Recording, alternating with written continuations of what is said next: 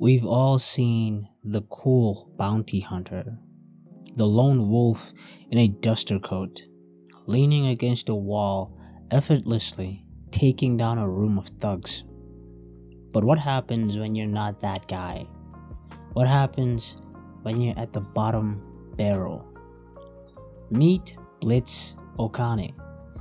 He's not leaning against a wall, he's tied up, he's beaten, and his captors are debating whether to gut him like a fish or turn his parts into takoyaki.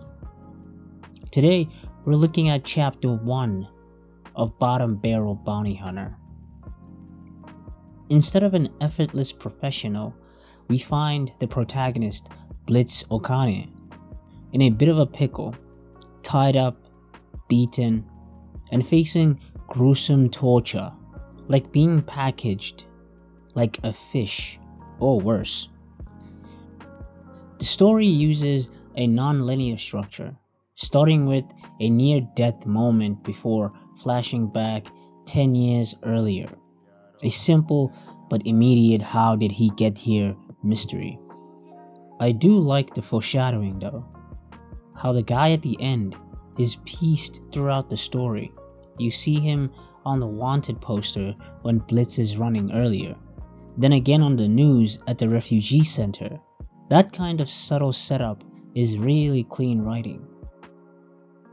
Blitz's internal monologue reveals a deep regret. Maybe my ordinary life wasn't so bad after all. This grounds him as a relatable character who made a conscious, perhaps foolish choice to enter the underworld. I do like the writing of the chapter overall, although I am a bit worried about the 10-year time jump. If the next chapters start building up to him becoming some unstoppable bounty hunter, I hope it doesn't drag. I really don't like it when stories tease something early on and take forever to deliver on it. That kind of pacing can kill the momentum. That said, I am still interested in what happens next. The chapter ends on a really strong cliffhanger, and it actually feels earned. The desperate protagonist, Blitz Okane. He's introduced not as a powerhouse, but as someone who is struggling at the bottom barrel of his profession.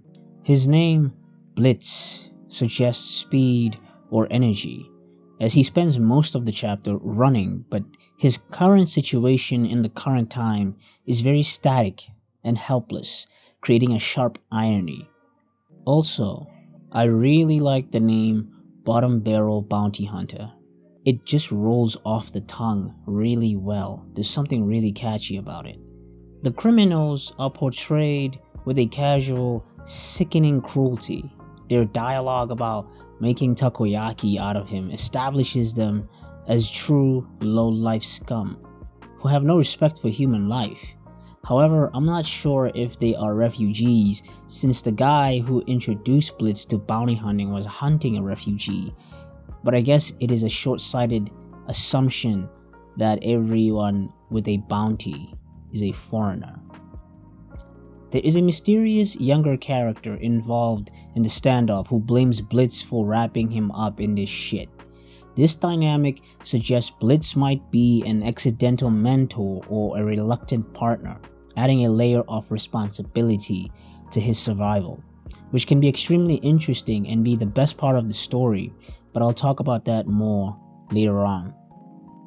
I also like the dynamic between Blitz and his girlfriend in the flashback. He has his own ideals and perception of the world, and she challenges that with opposing views. He tries to listen, but ultimately gets proven right in a harsh way. It becomes one of those I should have trusted myself from the start moments, and the lesson hits hard because of how extreme the consequences are. The art style is a standout, leaning into a hyper-realistic textured look that heightens the tension. It feels like it's in the same conversation as a premium manga in a Japanese magazine made in the 2000s or earlier. Some of the panel compositions feel very cinematic, like you're watching scenes play out rather than reading them. I also pay a lot of attention to the composition, expression, and lighting. Those are probably the most important things for me when it comes to art, and this chapter does a really solid job with those, especially in those close-up moments. This chapter sets up a version of Japan that feels hidden in plain sight. The bottom barrel concept, by naming the series this, the author implies a hierarchy in the bounty hunting world. We aren't seeing the elite. We are seeing the people chasing the lowest scum across Japan for scrap level rewards. The transition to 10 years earlier at a school suggests that the world of the story will be built by showing the tragic or defining path from a student to a hunted man or bottom barrel bounty hunter. The writing teases a slight focus on the philosophy of choice. I chose this path. Blitz explicitly states that despite the horror, he chose this life. This echoes the Nietzschean themes, the idea of taking total responsibility for one's life, even if it ends up in a warehouse gutted like a fish. The hero mockery. One of the antagonists mocks him by calling him hero. The writing uses this to highlight that in this world there are no heroes, only people trying to collect a bounty and people trying to avoid becoming one. The dialogue can feel a bit off in some of the earlier interactions, especially when The dialogue can feel a bit off in some earlier interactions, especially with his friends. It's slightly awkward, but when it gets into more casual, grounded conversations, it feels a lot more natural. And when the tension ramps up, the dialogue really works. I especially like how casual the criminals are when talking about killing him, like it's nothing, like they're preparing food. That contrast makes it even more unsettling. Looking forward, I like what the story is setting up. Even though we get a flashback chapter, we've already seen the main character at his lowest point in the present. He's not strong, he's not in control. In fact, he's barely surviving.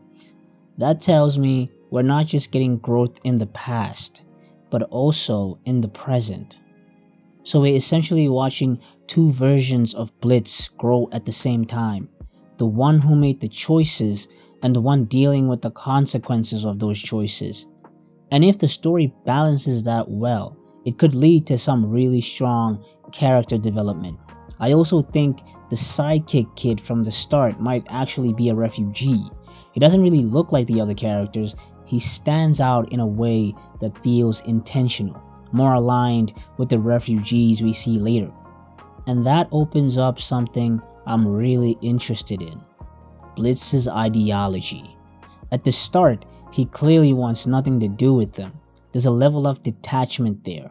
But depending on how the story goes, he could grow to see them as actual people or go in the complete opposite direction and treat them as nothing but disposable trash, using them for his own benefit throughout the whole story. And honestly, either path could be very compelling as long as the author commits to it. I also think the author is being pretty brave here because these are very sensitive social and political themes. Stuff like refugees, dehumanization, survival. It's not easy topics to handle, and it can go wrong very quickly if it's not written carefully.